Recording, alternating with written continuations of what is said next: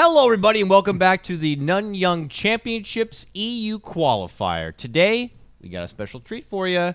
To lead things off, it's El Clasico. We're taking you back to 2013. It's Alliance versus Navi in a battle for who is technically Tier 3 of TI3.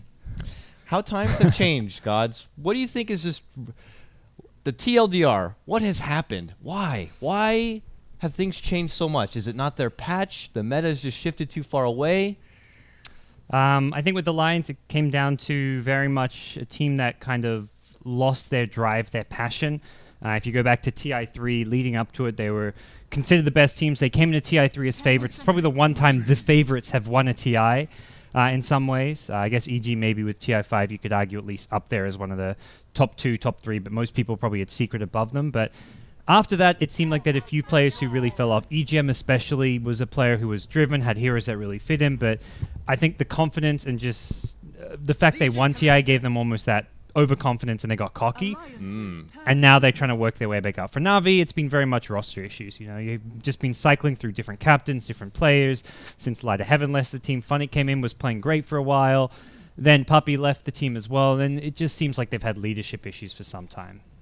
I could just imagine for their personal fan base, it's just got to be the most roller coaster of a ride ever since then. There's always these gleaming moments for both teams. It's like, they're back, baby! They're back! People are running from their homes to the Reddit streets, and they're like, Alliance is back! Navi is back! We are ready for TI7! And then something happens, something goes wrong, the team falls apart, everyone loses faith, and then they all hop back on the EG bandwagon. That's the beauty of these teams, is that they have moments of brilliance. They're not just disappearing and then never coming back.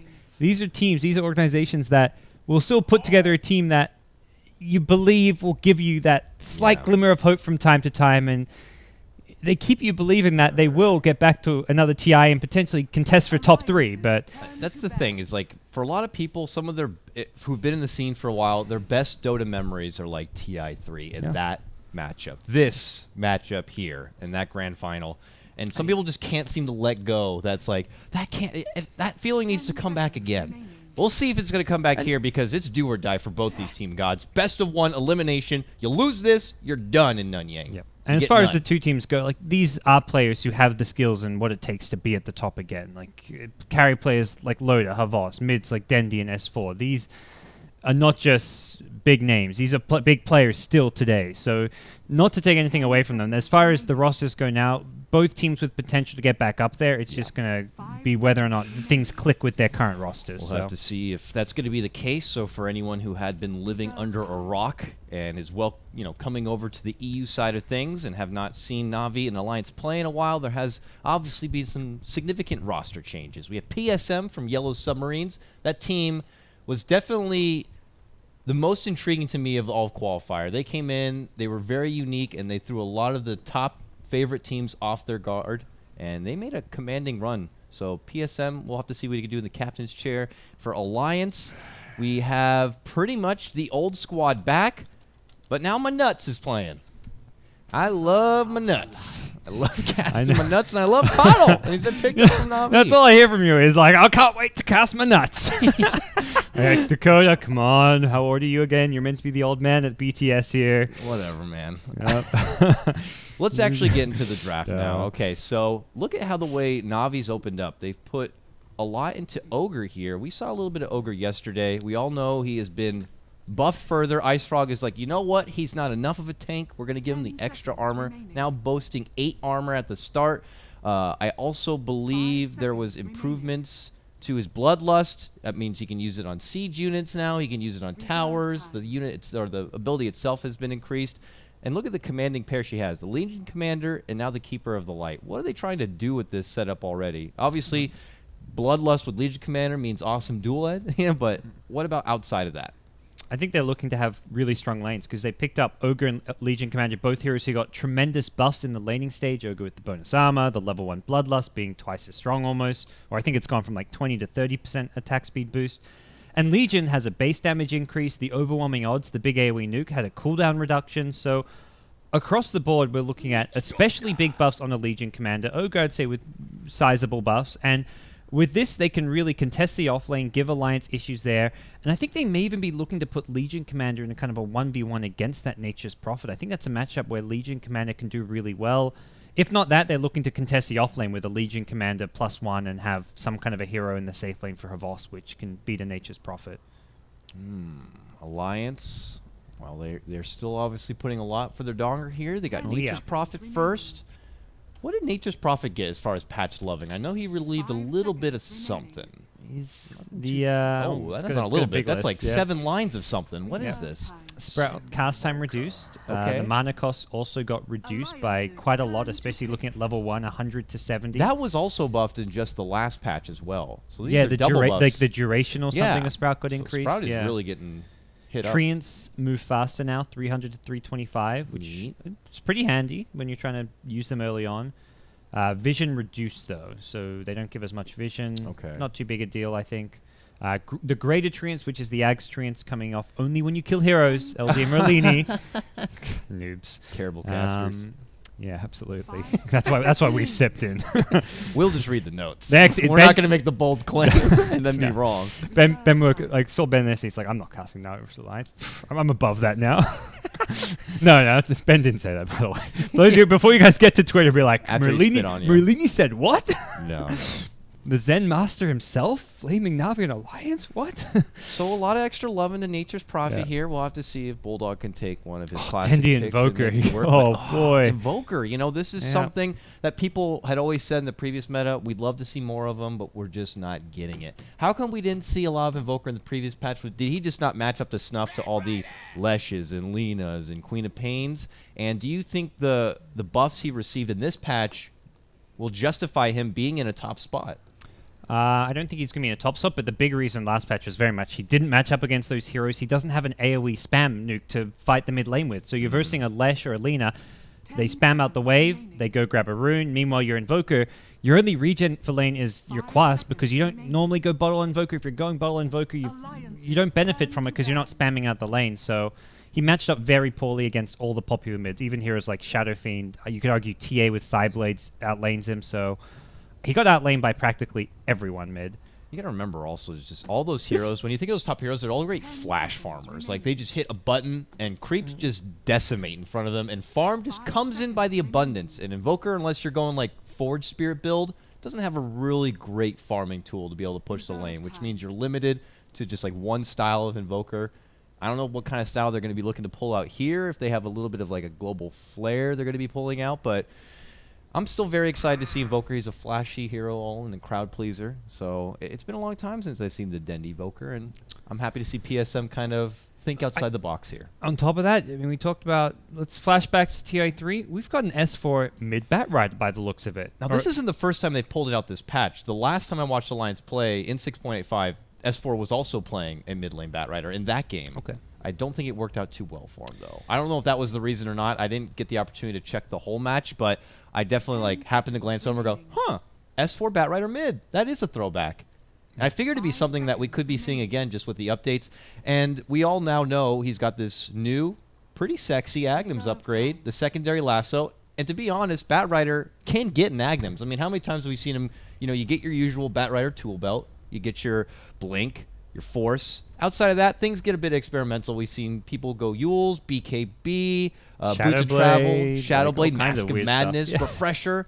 So he obviously has room to get those kind of luxury items. He has great farming capability, and I'm curious to see if it's something that he might consider going for.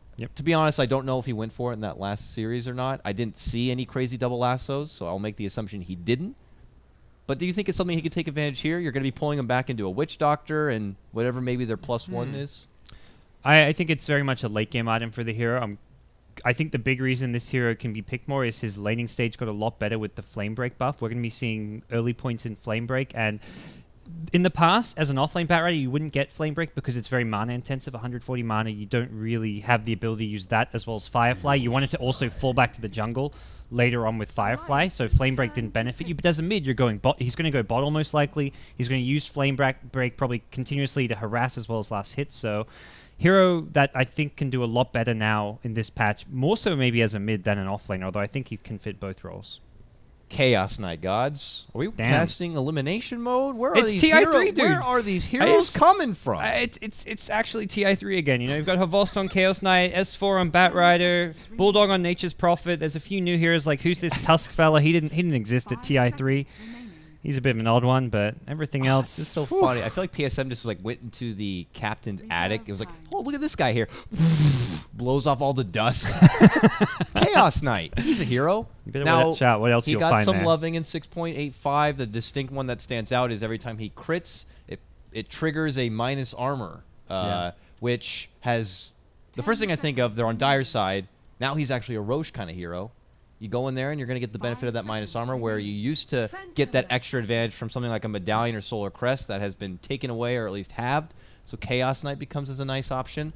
But one of the drawbacks from Chaos Knight, I felt personally in the recent metas, it was his lack of farming capability. He's very like, I hit one creep, hit this creep, unless you happen to use your ult to farm, which you're not going to do. You're not going to stun to farm or rift. And plus, it even makes tricky for some pros on last hitting because you don't really know how the crit's going to work. So it's just kind of like he seems like a very awkward hero for farming up. I think it worked really well this game because you looked over at Alliance and it's not like they have any power farmers. They have no heroes really to. I mean, the Nature's Prophet, like the way Bulldog was at that TI3 Nature's Prophet was he was often the most farmed hero on his team, and Prophet farms a lot faster than a PA can. So we may see Bulldog play more of that one-position Prophet type role, or at least where he's getting the most farm. Loader's going to play more of the fighting PA. That's why and where you pick this hero because it's great at fighting. You get 50% evasion with level 4 Blur. Oh, flatten serializers. Our cereals have been flattened again today. I thought yesterday we were going to get the breakfast correct, but today it looks like we're going to still have the cereal problem. Both me and you at the same exact moment. If you guys know out there, like what this flattened serializer error is, please tweet at us. I thought they said they hotfixed it too, because the last time it happened, we got that micro patch, and then things seemed to be going okay. Let me reconnect. You guys. I had someone tweet at me like, "Hey, has that been fixed yet, or did you find a fix?" It was a pro player from one of the SEA teams, and I'm like, I don't know. I hope so. You better get out there and unflatten your cereal, nerd. What he said is he had to restart his computer between every game he plays, but. And we're in. The players, they didn't seem to care that we left, but we're back now. Whoa, bottom lane. Hold on. Oh, my God. I got to load my casting config. Gentlemen, take it easy. Okay, so we're in now. Yep. Still, my hotkeys are a bit incorrect. Oh, my God. I got to... What is wrong here? Okay, we're up. Boom. Sorry. Sorry about that, folks. No kills. We're loaded and ready. And you know what I also noticed is my hotkeys are actually going to be incorrect for this one because I had to switch Steam accounts because my Steam account wouldn't connect to Steam. What a wonderful day it's been so far. So apologies if you see me having to manual click up some of these menus. It's just how it goes. But it's beautiful. Here we are, folks. It's a best of one for the Nanyang Championships here. Just our first match today. El Clasico. Navi taking on Alliance. Winner moves on to battle through those best of ones in the lower bracket. Loser, their journey ends. And Funnick may be the loser here for first blood. 3 gets surrounded. My Nuts does a beautiful block off with the shards. It does look like Funnick might be able to make it away. He has 3 stacks. His salve is going to get canceled. My Nuts! Right in his back. Look at this. He's just like, I'm not going to let you get anything safely. I'm just going to keep bopping you down. I got the move speed. He's following him all the way. Oh, did not get the block with the shards there. That may have been first blood, but it's not happening. And my cereal has been flattened again. Oh, it's all right. You can cut over to me, I hope. Fingers crossed. Let's see. Technology. There you go. Woo! We've got the BTS God's camera work. This is... I don't know if this is worth the trade-off here, but we'll hopefully get through it, guys. So take it away. They actually paused. It's all right. When in doubt, zoom out so you miss no action. Oh, apparently they need an RS, a restart. Purple's just like, we need a restart, and left. Oh, no, he needs to restart. Yeah, I think he just restarts. Oh, I thought he was like, we need to start this game over. Yeah. Just left. So, talk a bit about the lanes here. I think very much Navi wanted to have the Legion Commander safe lane against the Prophet 1v1. It's a really good lane for Legion Commander because you can't really harass him with treants because he's just going to get his lifesteal. He's going to be able to use Moment of Courage and just lifesteal back up. He trades really well with his just starting items, which, stout. No, he's gone for the Ring of Protection, but he trades really well in that matchup. And Navi did not want to... Navi wanted to then use the Chaos Knight plus Keeper of the Light duo to kind of go for this aggro lane. With Chakra Magic, you can spam Chaos Bolts constantly, not to mention the cooldown reduction means Chaos Bolt is going to... you're going to spam that out. In theory, you can have 2 instant like reality rifts at level 4 reality rift as well. Oh, that's disgusting. 6-second cooldown. Chakra makes it get down to 1 second. That is disgusting damage coming out from this duo, but I have yet... You've got to be freaking kidding me here. My cereal just will not stop getting flattened. We'll cut back over to you, Gods, for the temporary camera, but at this rate, I might not be able to see El Clasico. I hope this fixes. This time I'm a full-blown freeze gone. Yeah. All right. That's also why you guys aren't getting sound, since the sound will only come from Dakota's PC. So hopefully we'll get things fixed fairly soon. I'll take care of it. Task manager. And you can try... Well, I guess you can't restart because that will involve the XSplit going down. But top lane Funnick is getting harassed down once again. The PA Witch Doctor unlikely to be able to kill off the Legion Commander here, but very much they're going to look... This is the lane where Loda's going to have the best time getting farm. Oh, this is deja vu. I've seen this dive underneath the tier 1 tower between Alliance and Navi before. Although also Vost on the Radiant side, turning things around, getting himself a triple kill. This time around, it's Saniko trapped. Admiral Bulldog with the full-on surround. He's going to get first blood. Oh, Saniko, he thought he had it. +1 armor, not enough for Ogre. And first blood goes the way of Alliance. Bulldog outplays him there underneath the tower. Look well done. I'm trying to watch from my tiny little XSplit window. Yeah. I'm getting back in. We'll hope the serial stays up. Sorry, guys, again about the little technical flub, reborn, etc. But that puts Alliance up 1 here, and we're going to see my nuts and PSM get a bit of a tipped. Yep. Looks like PSM will step back and away. Yeah, you got the rune, so beat the Tusk there. Always good to make sure you kind of control that if you're worried about... Like, an invis rune for a hero like Tusk means you could potentially see a kill on the mid lane, which is something you always want to avoid, so... Both teams make sure they get eyes on it. Let's try it again. I'm back in. I got the camera back. Top lane, we're going to see a little bit of some fisticuffs here as Phonic is happy to dive in. Lays out the nuke. We'll be a bit short on mana here, but that's where PSM comes into play. And this dual lane is just going to try their best to keep Loda contained. Oh, mid lane, they've gone in on Dendi here. He has got 17 one charges, though, which he just uses, but he is racking up the one charges with the napalm being spammed out. And interestingly, he's gone for early alacrity. I've actually seen this in a pub game recently from a pretty high MMR player on Invoker, and it's so good in the laning stage for your last hitting. And with the level 1 alacrity buff, it seems to be maybe a new way to play this hero mid. We'll see whether he goes for a... It's very much you can go for the Quaswex build just with an early point in Exort and just use level 1 alacrity. Suddenly a wild Bulldog appears to the top lane, and they're going to be able to get the finish onto Phonic, who'd been dancing around with the creeps a lot, eating so much harassment, and finally it was just a bit too much. Bulldog gets involved, and Alliance are going to pick up their second kill. And it's funny, you bring up the alacrity, and all I can think of is the fact that they also have Bloodlust on their team, and maybe they're going to get Ultra Siege units. Alacrity plus Bloodlust catapults? Hell yeah. Well, that's where... I mean, we talked about the Ogre Magi synergy with the Jewel, where you can Bloodlust the Legion for Jewels, but you can Bloodlust and Alacrity him. He's going to dish out some serious damage, and that's where I think they are putting Phonic as a safe laner because of his kill potential when he gets a Blink Dagger Treads, and just if he can start getting some dual damage, he's more of the carry than Chaos Knight is.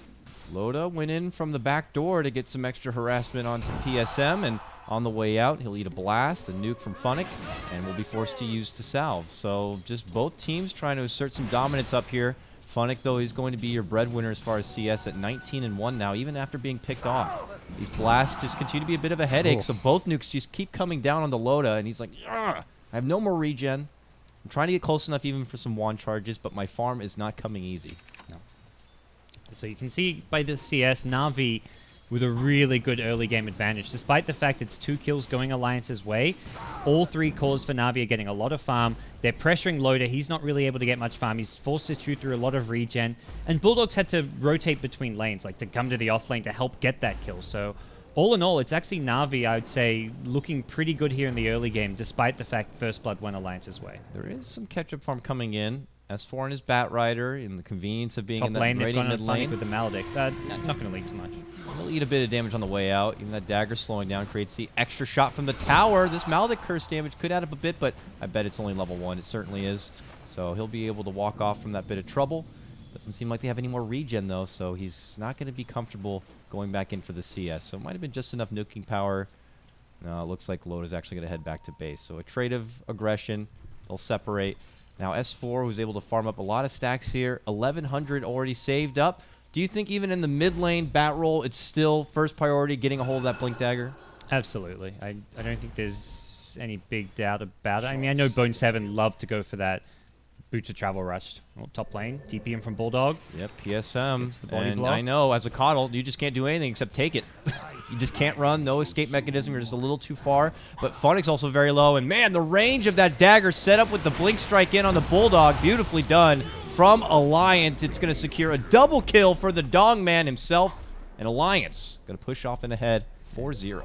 The Alliance say, you guys farm creeps, we'll just farm heroes. The top 3 CS is still on the Navi side, but Alliance now with 4 kills. So if you're getting enough kills, you will make up for that farm deficit, and it's kind of what we're seeing here, at least for now. And Dendy, by the way, is going for an Exort build. He's gone 4 Exorts, so this Alacrity is giving him a lot of bonus damage. And it's maybe going to be Dendy as the right-click machine this game, not so much his teammates. He's going to be the one asking for a Bloodlust. Everyone on the Navi side right-clicks hard with Bloodlust, Alacrity, so a lot of kill potential coming out from this Navi side once they reach the mid-game. Once Alliance do make that committed rotation to the top, Navi recognize it, and they want to add the aggression here on the bottom, gods. Yeah. And, you know, it's been a while since I've seen a lot of CK play. When is the point when the CK gets really scary and actually considers going out and taking names? It's, I would say, around level 8, level 9, when you've got max Chaos Bolt and Reality Rift with at least... Like, Reality Rift is really bad early levels. It's a 24-second cooldown at level 1. Mid lane, they got to pull the first real lasso. Looks like here's going to bring Dendy to the river. He's on the run, but My Nuts is going to be able to cut him off. The Flame Break will bump him back. And it's actually going to be S4 who goes down. A wonderful rotation from Havost. You say level 8. He says, I'm going to go fight right now. And he gets a quick kill. And will make his quick return to bottom lane to get back into the farming groove. Yeah, big commitment there from S4 underneath the tower. And you've got to expect those Navi rotations. Havost loves to TP on if someone's going to dive a tower. And he'll protect Dendy and make sure they get the kill. And the other bit, there's so much synergy with this Navi lineup. It's crazy. You've got Sunstrike now for Dendy, which works so well with a Chaos Knight. Chaos Bolt with a Jewel. Basically, Funnick saying, if I call for a Jewel, you Sunstrike. Funnick at top, getting going on this. Could be a situation where he looks to turn this one around. I don't know, but though. It's not. It's looking unfavorable. The unforgiving coconut bounce comes back onto Funnick's head. And now he's going to eat plenty of right-click damage. There's nowhere to run. A dagger, a blink strike could follow after that. Navi, though they get themselves finally on the board, Alliance grab another here at the top, taking down little Funnick. It's very much, though, either top lane with a Jewel or bottom lane with a CK stun. There's kill potential because of the Sunstrike. So Legion doesn't necessarily need backup. The problem is he was already so low in HP against the PA, which stocked the lane there. So it will be hard to keep track of where all these kills for Navi can theoretically start happening. So far, they haven't found anything apart from the S4 kill at mid. Very much Blast flies out from PSM, and My Nuts, who happens to be around, and Invis is like, there's a keeper around here. He's calling in the Dong, I'm sure. Oh, they're Where's just waiting. that TP? There's the PSM runs ultimate. down, and there's going to be the shard, and he actually doesn't run that way. My goodness, that Wrath of Nature just hits the old man so hard, his hip falls out of place, and he will go down. Alliance now going to be up 6-1 here, and they're just continuing to find opportunities and take games over and over again. Bulldog is going to be stepping off now. We'll start farming up the Ancients here. I bet S4 is back with Lasso ready to go, but his priority is getting that Blink Dagger. He's getting close, though, 18-25. Still seems to be about on par, almost even a bit late for what we used to see from Bat Riders in the offlane setup. But he was brought down that one time mid lane. That one dive kind of sets him back by a pretty big margin, I would say. But he'll farm up some jungle camps here, and he'll have it now. Ooh, can he get a good bounce? Well, it's only going to be the one connection, but they get the follow-up from the Sprout, the uppercut. Maldek's there, so Nico is dead. Maybe a big, beefy ogre, but he will get shredded apart. And Alliance continue to string together kills now, putting it at 7-1. The persistence from Navi is the exchange of pushing for the farm gods and getting some early damage on these towers. Is this going to be a trade-off that eventually just has to work out for the better of Navi, or are these kills starting to get just a bit too frequent? It's getting a bit too frequent, but it's happening because Navi are not committing enough heroes to any one lane. They'll push a lane or go for a kill with 2 heroes, saying like, okay, we'll have 2 heroes plus a Sunstrike. That, in theory, that can kill any of Alliance's heroes, but Alliance's response to that is to TP in 4. So instead of being like a 2v1 where there's a Sunstrike and Navi kill anyone, it's 4v2 and Alliance get a kill or 2 out of that. That time they only get 1 kill, but they're finding a lot of debut kills. of that Blink Dagger mid lane, set up from S4, smoked up on the north. Just waits for his opportunity, and they're going to get the kill. Blast comes in for PSM, does good damage, actually will finish off Lotus. So Nico, barely alive, should be finished off right here. PSM going to make it out with a TP, but it will be a 2-for-1 trade in exchange for just getting Loda. They will lose Dendi. They will lose Sonico. It's the same thing. Look how many heroes Alliance brought mid. All 5 of them ended up in the mid lane there. Every time there's a fight, Alliance bring everyone they can. That's the beauty of PA as a hero. They're going to be using. No one on Alliance is playing the like a 4. It's the complete opposite of 4 Protect 1. No one on Alliance is playing a carry right now. Everybody is fully committed to any fight that happens anywhere on the map, and it's working because they know Navi like to play aggressive, go for a lot of ganks, but Navi also at the same time will play a bit greedy. They'll go for these ganks while Dendi is farming, or while Havost is like. One or two of the 3 core plays for Navi is always farming while they go for these ganks, and that's something that Alliance are punishing. It's very much a playstyle thing about Navi that Alliance are well aware of, and will constantly just bring in 5 heroes, and Navi will only have 2 or 3, and as a result, Navi are getting slaughtered in these fights. They find S4, easy pullback, easy kill. They come around the corner, smoked up. I was just getting ready to question if Navi are going to have to consider changing things up a bit from this farming game, and before they can even answer, they had smoked, they got on the move, and they're going to be rewarded with a kill. It's one step. They will need quite a bit more to be on par with Alliance in the mid game. Yeah, that time around, away from a tower, so there was no real potential for Alliance to bring in their whole team. It was still a case with 2 Navi heroes farming. Dendi's farming mid, Funnick farming top, and only 3 heroes ganking. So if Alliance bring in 5 there, it goes really badly for Navi. But the place, it was a much better place to take a fight. You can do these 2-3-man ganks if you're away from towers, but if you're doing it under a tier 1, you get punished. So Navi, I think if they want to keep playing this style, have to avoid fighting near towers. Funnick's in trouble. S4 takes flight. They lead in with an easy lasso, Maldic, Death Ward, and Funnick is dead. Not much you can do about it. Haven't seen that combo in quite a while, but AK and S4 make it look easy. Back to the good old days of Alliance, Navi, and dominance with Bat Rider. These teams really want to reminisce, you know. It's all about the nostalgia factor here, but they're also not messing around. 6.85 has come, and a lot of these heroes we're seeing have been recently buffed. Sonico had been sitting on this Invis rune. Oh, gets a nice multi at the start. There's the Sunstrike from Dendi. Even a Mana Leak going to be leveled up from PSM for the value here to get the S4 down. And PSM's like, I'm going to blast this KS away. Navi going to get another grab. This one on S4, who'd been hanging around that top lane for a while. A lot of Navi had been missing, but Navi kind of have a little bit of that flair that Alliance have been showing this game, when they can get a lot of hands on deck when necessary. You know, even if it's just a Sunstrike, they have some way to add presence to these little pickoffs to make their, ammunition a bit stronger. And I think they are going to group up a lot more now. The one item they're missing is Funnick's Blink Dagger and Legion Commander, but 2 Forward Spirits coming out. You've got Chaos Knight with Illusions as well, a Drums online, so there's a lot of kill potential and just pushing power if Navi group up as 4 or 5. So looks like they're going to take a T1 tower. It does get denied, but immediately Dendi gets recalled elsewhere on the map, and they're going to go into the Roshan. Okay, Ooh. I like this play. It's very sneaky here. Pull out an Alacrity, and this is an easy Roshan. And you're just not expecting that fast rotation to the Roshan pit using the recall if you're Alliance here. Treants are nearby being stunned up, so I think now you expect it. When you see Sonico like fire blasting Treants, you're like, what is going on here?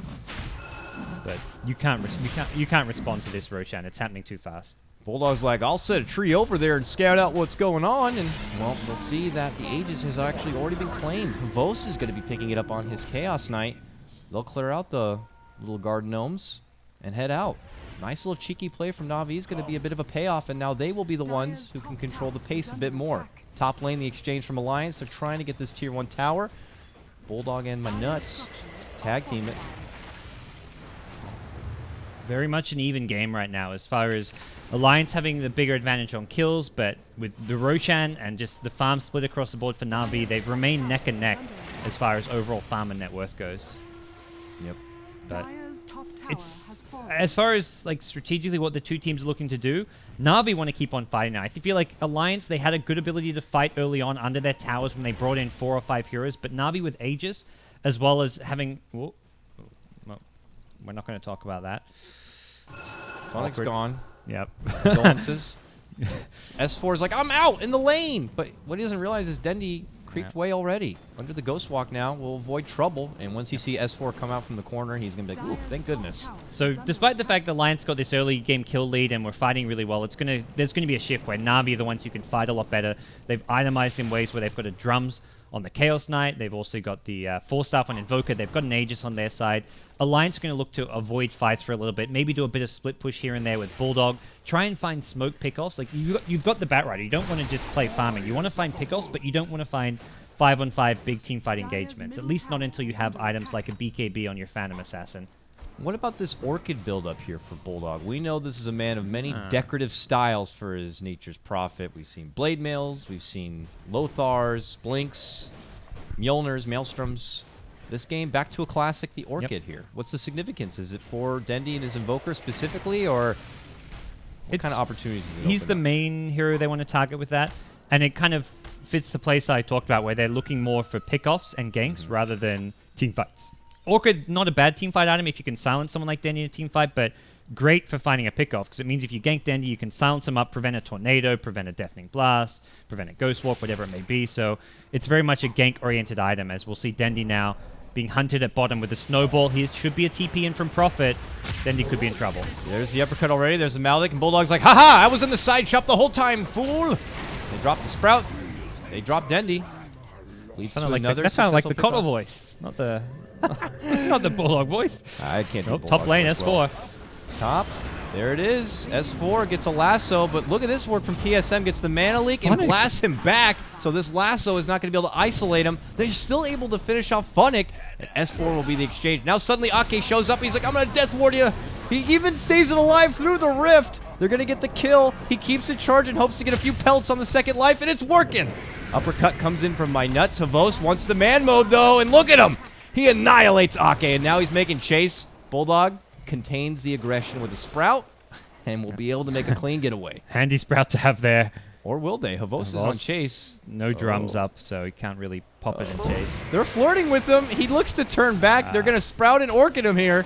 It comes out, and he still wants to man up. Snowball. Do they have the power? Sunstrikes to fly, and it's all going to be mitigated. Havost gets enticed a little bit too much. That was unfortunate for Havost. And he ends Emphasis up on the 4. Well, Navi, I mean, they want to fight. They want to be aggressive, and Alliance just soak up that aggression. And it's almost like they expected. They were just like S4 kind of maybe a bit deep, but he knew his team can easily and quickly back him up. Prophet with the TP in, Tusk with the rotation. And Navi didn't quite have the firepower. I think it was a recall onto Funnick, and he got recalled in on like 100 HP. He suddenly showed up, and I'm like, oh, here's a Legion coming to get some dual damage. And I'm like, wait a second. It's a Legion with 100 HP who dies to a flame break. So I think maybe he was trying to recall in from, I don't know, where. It was probably farming Ancients and just low on HP or something. But Funnick desperately needs a Blink Dagger, which he's now trying to finish at those Ancients. Yeah, that's what I was going to say. He had been put off quite a while for this Blink Dagger. I didn't really get to see the fiasco of him going down the neutrals creeps and then that top lane takedown. You could tell like they're putting a lot of emphasis that he gets his Blink Dagger. Everyone's helping him out. All the meanwhile, though, look who's creeping in from below. Oh, this will be heartbreaking. They're going to see him now. S4. Hi, you trying to get your Blink Dagger? Come over this way. I got a Death Ward waiting for you. And they knew who was there because the smoke popped. Like in the Roshan pit, it popped, so it's like someone's at the Ancients. Okay. That's a good telltale sign. That's heartbreaking. So now back down to 1,700 again. Oh, man. It's like the impossible Blink Dagger.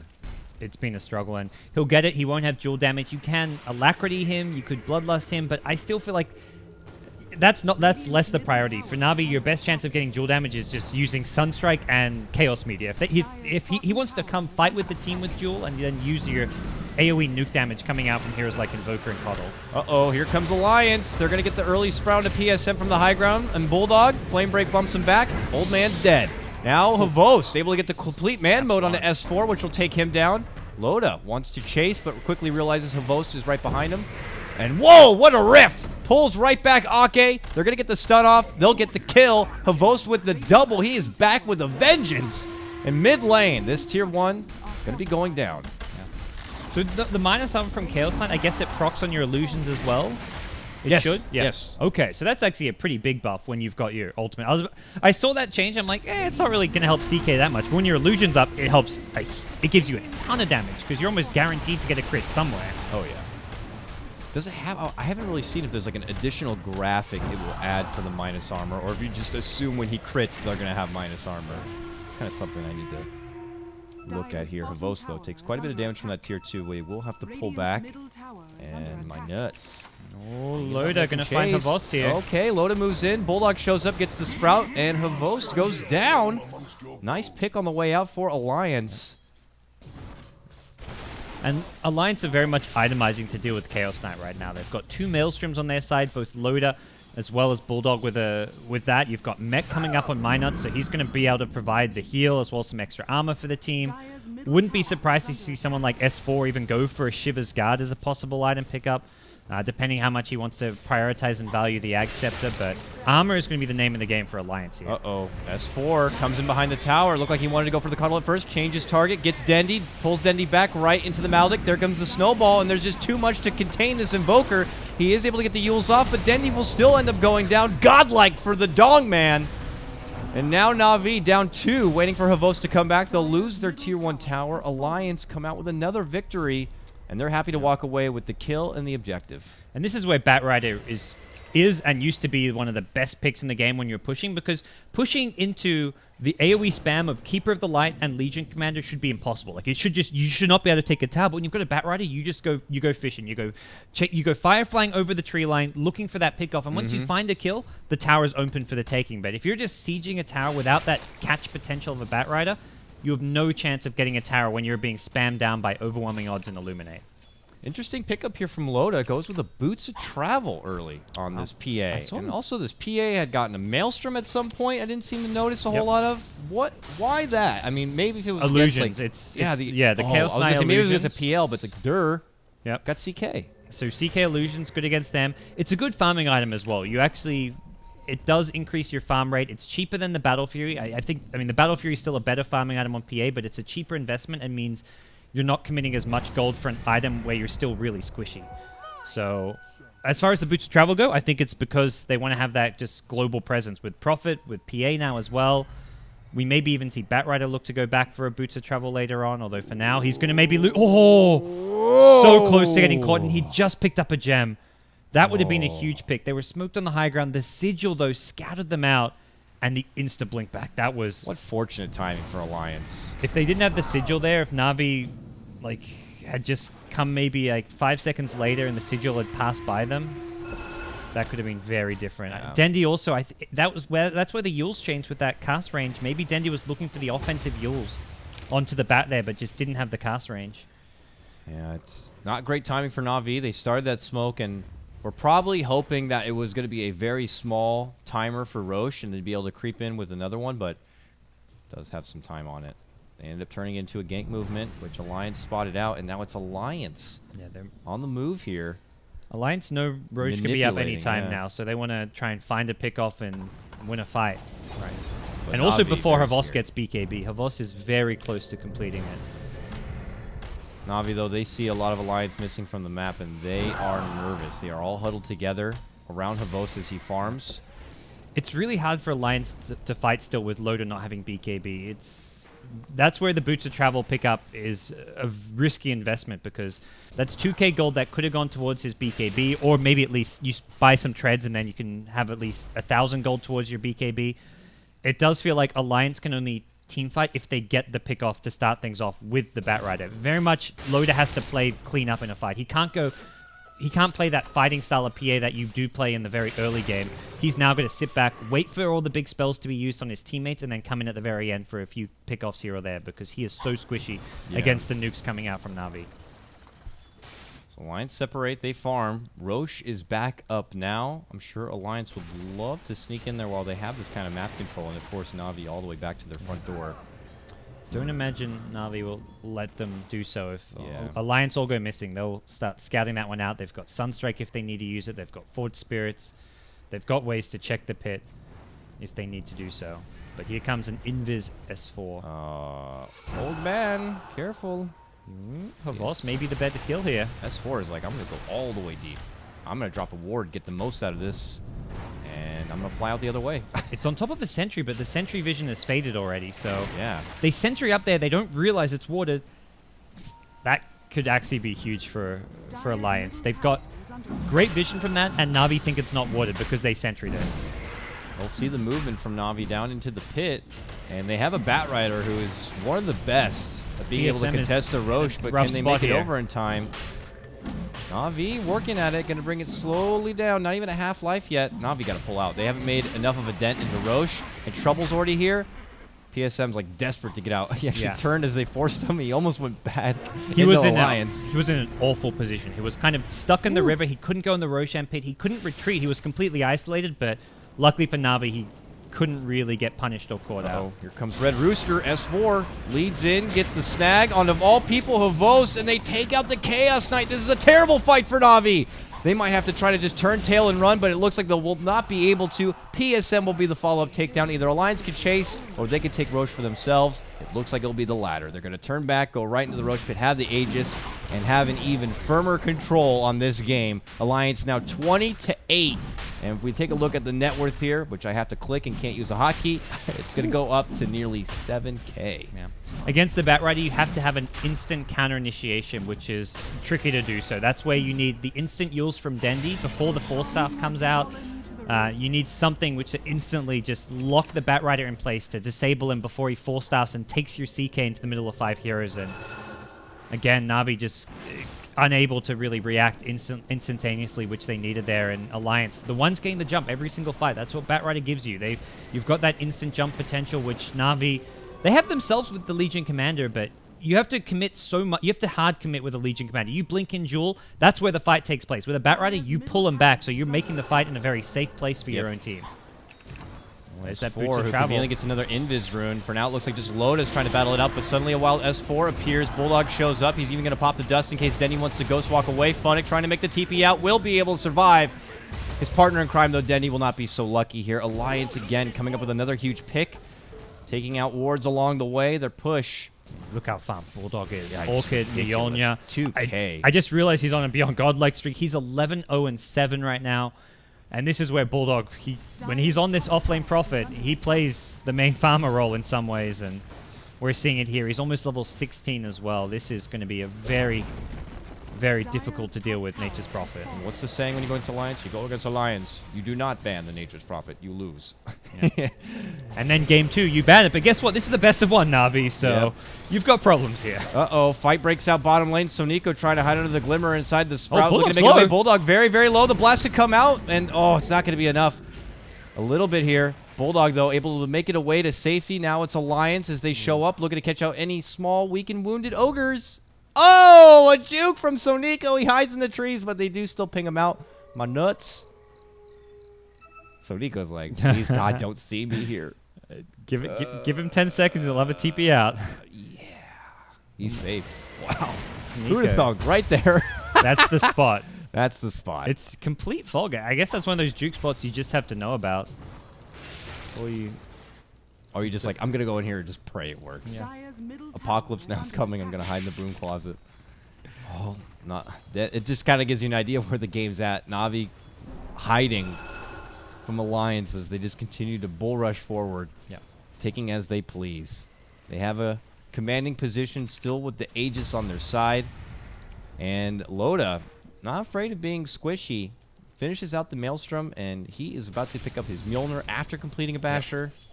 We talked about needing a BKB, but the way the fights are going, he's not really necessarily playing a key part, so he's going for more of the greedy item, but with an Aegis in hand, he can especially afford to do so.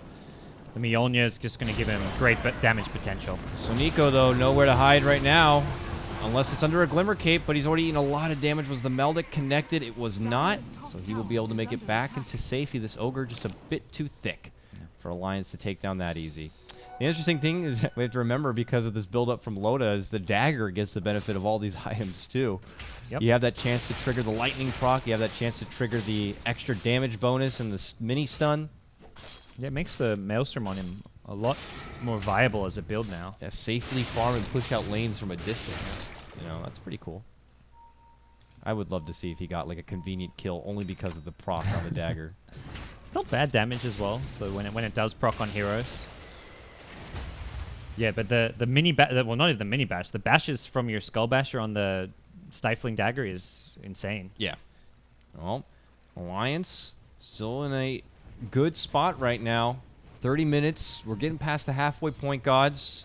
we have to start considering what Navi would be able to do if they were forced into a high ground position and how they could possibly defend. It's not bad. You've got Illuminate, you've got Overwhelm. Like, again, you've got these big nukes. The one thing is always you've got to worry about the Bat Rider swooping in and snagging someone. Kidnapping, yeah. Yeah, you've got to find a way to prevent that. I think vision is the key thing, but again, Alliance, they've had this gem on S4 since about 18 to 20 minutes into this game, so it's very hard to get wards up to protect against the Bat Rider. I think they want to start using the Forward Spirits maybe more as scouting tools, and just trying to find any vision they can. Warding in odd spots on different cliffs is going to be maybe something they can do. Like, I feel like this ward they just planted, they could have put on that cliff right above where or I guess where S4 is flying now. But you need to use cliff spots when your opponents have a gem. Likely they're still going to get dewarded. That's the nature of Bat Rider with Firefly, but against a gem, you always want to ward on top of cliffs because there's a much higher chance it doesn't get spotted. Yeah. Looks like S4 was going for an opportunity there in mid, but nothing that can really be too much of a problem here. And then he needs fast fingers on the Yules. As soon as that Bat Rider jumps in, he needs to try and Yules him before he can grab someone with that lasso. He's going a Necro build, which is, pretty common for your Invoker plus Exort, but does it mean that he's also going for possible split commitments here? I don't How think so. effective would this Necro be in actual, in these fights? It just seems very chaotic. Yeah, he can't really split push because of Bat Rider Nature's Prophet. There's way too much pickoff, so split push is not going to happen. It's more damage for Navi is the main thing.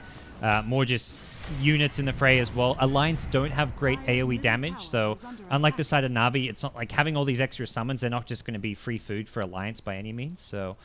it's the Necrobook also got a buff. The Warrior's got a little bit of extra HP, I believe. Yeah, 100 more, I think, on its final level. So the item gets a bit more viable because of that. So, and PA without BKB can't just. Well, I say that PA has a BKB in 1,000 gold, can't just kill them unless she's in BKB form without taking the lastful damage. Then you would have to be careful with this book because it could turn into just quick free farm for someone like Loda. Yeah. And you can kill it if it's by itself, but in a team fight, you do not want to be killing off. Pavo's getting on my nuts right now. It will duel and get the extra damage. Easy setup. Is that the first duel? Yeah, it's the first duel of the game. Oh, yeah. That's not saying to celebrate. That's not a great medal you want to be showing off in battle.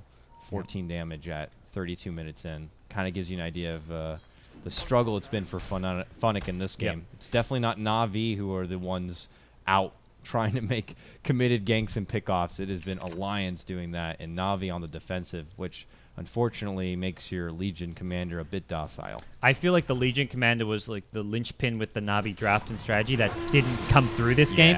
Not partially, I think, partially by individual plays. He died to the Ancients once, and he kind of struggled in lane a little bit, but partially because Alliance realized how important he was to the overall Navi strategy and kept on ganking him. Like, ganking him at the Ancients when he was 100 gold short of his Blink Dagger. Really crucial this game for Alliance. So very much he's been the target of a lot of Alliance aggression, but also not Funnick's best game. S4, 3,200 gold. Are we going to be seeing an Agnum Scepter? I hope so. I hope so, too. What can they use? What can they do with a double lasso? I mean, that's dramatic. Like, when you're pushing into someone's high ground base, now you could possibly kidnap two and pull them apart. It's very much they have to be grouped up, so it's... Hey, defending a base, that's not the most foreign thing ever. No, but I agree. For most not parts, a lot of anyone intruding into a base or defending a base, typically you're trying to take a spread position. Yep. But you never know.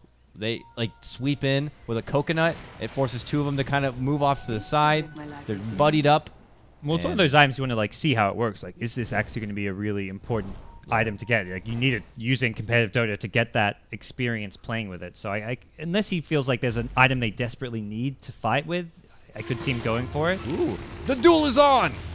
Top lane, Sunstrike. Funnick might lose this one. Oh, he goes down. Well, he doesn't hand over damage, which I guess is fortunate, but kind of gives you an idea of the standing of this game. Just not enough. I like that play. That's a good kill to go for on the Navi side. In some ways, like, you've got with Blade Mail plus Sunstrike, he thought he had the damage, and it was very close. But unfortunately, Loda just able to evade enough that he survives. PSM is still trying to get this Agnum Scepter, and when it was looking like a point when you're going to have to be on high ground defense, an Ags is essential. Like, being able to get off big blasts without committing yourself into the danger zone is very, very crucial. Having that recall at all times in case they do want to split push while they have that every last moment, and then he can recall them in for the defense, And always having blinding light S4 up. seeing everyone blinks back. I think he's afraid of a sentry or a gem. If you find one hero, you're fine to stay there invis, but as soon as you see like 3 heroes by you, you're like, let's just get out. Get that little... I've already got the vision.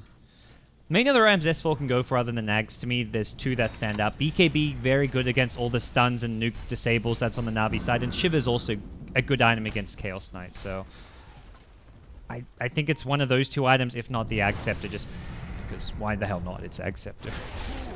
It's got that mystery factor around it that you just want to see the item. Be my guinea pig, S4. Want to see it.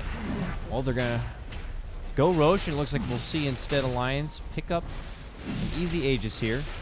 Looking like it's going to be going here to Mr. Loda. He's got the space ready to go. He's got 9-second BKB. Cheese. He's going to get picked up from Bulldog here. Got a Hyperstone now on top of his Mjolnir. Interesting. AC coming out, yeah. Moonshard. He's got the money for it too, so we'll see it picked up immediately. And another item, armor against the Chaos Knight will help negate a lot of damage. The Necro Books, the Forward Spirits. Oh, Phonic. Tried to blink back. Couldn't make it into safety, and now his whole family's like, no, Phonic, no! Got caught with the sharks in the water. Alliance just swimming through the moat of the Navi base. Phonic just couldn't get back inside before the darkness hit, and Alliance struck. And now they're going to be down a Legion commander for this defense, at least 45 seconds. The blasts start coming out from Navi. They're doing all they can to stop the swarm of Alliance. They've actually rid of most of the creeps here, but now the damage starts coming in. This tier 3, got to get battered a bit. Blinding Light will keep him from attacking. Another blast. This is just Kyle pulling out everything he can in his book to try to keep the pressure off. And pushing into Illuminate and Blinding Light, not much fun for Alliance, but they'll still work away at this. He needs to just keep Blinding Light. Like, that stops him from hitting the... There it is. Like, just any time off cooldown. You got to remember you can manipulate the Chakra Magic to even get quick double Blinding Lights off or double blasts. In fact, I was playing him just after the patch. You could do back-to-back blasts. I've even had times when I've released the blast and it accidentally started the second one instead. That's how quick the cooldown can be. So you can get those blasts out, but they're still going to be losing this tier 3, and it looks like they're going to be losing the range racks for sure. It's not regenning. The melee's definitely a fight Navi can take, I feel, if they can get enough spam down, and Alliance have even backed off despite still having the Aegis, and I think that's the right call. Alliance would have to commit a lot to get the range racks and take a lot of damage, and it's a very dicey fight for them to take when Navi have the high ground advantage and have that big, long-range, constant AoE spam. The Blinding Light also, as we've just seen, very hard to deal with. Loda without an MKB or anything along the lines, and not likely to have one soon, but it's really just a fight Alliance don't want to take right now until they have other lanes pushing out as well. So Bulldog heads top, the split push will begin, and I imagine Alliance will be going for another high ground siege soon once the lanes are in a better position for them. Navi actually creeping out. Yeah, they're probably looking for a flank play here, but they're not going to get it. Alliance step back. Or not. S4 commits in, gets the pullback, but Havos is able to shrug it off with the help of Phonic there. Ward's going to be committed. This is an Agnum's Ward from Ake. He needs to be taken down. Havos recognizes it, gets the convenient crit. The air will finish him off, but it's still Navi who look like they're going to be getting the bad end of this trade. So Nico, though, soaks up the damage. Will be able to TP back to base. Navi lose 2 in PSM and Phonic, and they could be losing Dendi here. He is going to get sprouted up, but is able to force the safety. Ghost Walk after the shards will block him, and they will not pursue. They don't have the gem nearby and handy. Oh, a dust comes out, but it's a bit too late. But this tier 3 goes down, gods, and now it looks like the racks. Whoa, the racks! They're dropping like paper mache. This Loda hits so hard, and that's all she wrote, gods. It's over. Navi is thrown in the towel. Alliance will win. On an ending note, look at Phonic's effigy. It's the old Bat Rider saying, Ice Frog, buff me, please, thank you. Well, and the hero got buffed. And he got killed by buff. Yes. Said hero. You know, oh, man. Ice Frog has granted you your wish, Phonic, and Alliance have slaughtered you with that very said hero, the old Bat Rider. Well, unfortunately for Navi, this means that their Nanyang road will end. Maybe they will consider Bat Rider for their future matches, but congratulations to Alliance with this win. That means that they get to continue on battling out the lower bracket. It means they're back. That's what it means, right? That means they're back. They're better of the two. They have won TI 3.1. Okay. So congratulations to them. But that doesn't end today. We have another series coming up, gods. We got a Battle of the Monkeys. Monkey Freedom Fighters are going to be going against Monkey Business. Should be a barrel of laughs. Who's going to be jumping on the bed? All right, so with that, we'll round things up. I'm Kyle Guy. That's Gods. We're beyond the summit, as you can see by that crazy logo behind us. And we'll be back with more Dota action. And actually, let's give them an idea of when we'll be back. Looks like 55 minutes or so. 55 minutes to an hour. Hopefully no delays. We'll be back with more Dota action. Thanks for coming by and hanging out. We'll see you soon.